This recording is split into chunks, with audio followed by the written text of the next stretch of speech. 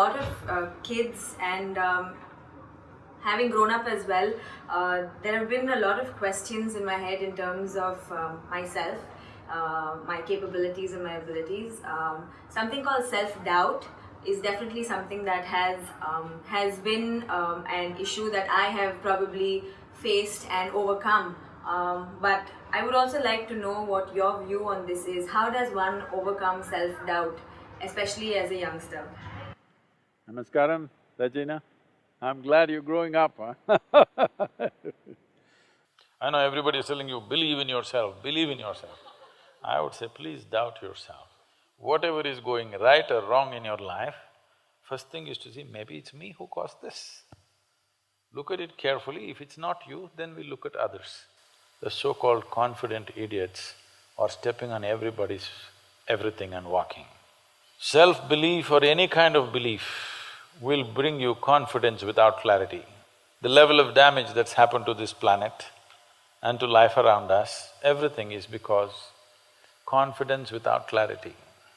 If you had little doubt about what you're doing, you would think 10 times before you do something, isn't it? And that would be a sensible world. I want everybody to have some self-doubt. Anyway, coming to physiological and psychological growth, when we say growing up, there are many dimensions to a human being.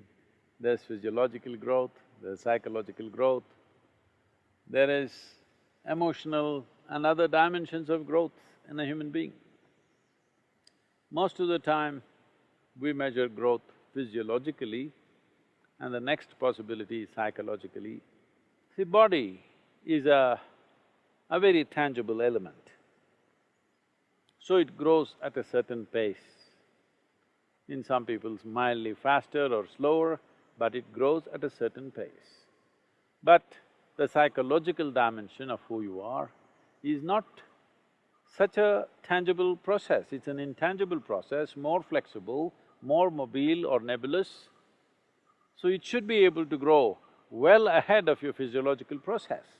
If growth pangs, if people are having, it is mainly because their psychological growth is not one step at least ahead of their physiological growth.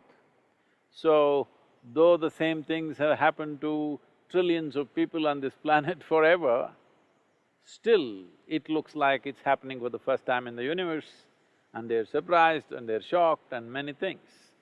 This is just because their psychological growth is behind their physiological growth. This is very important.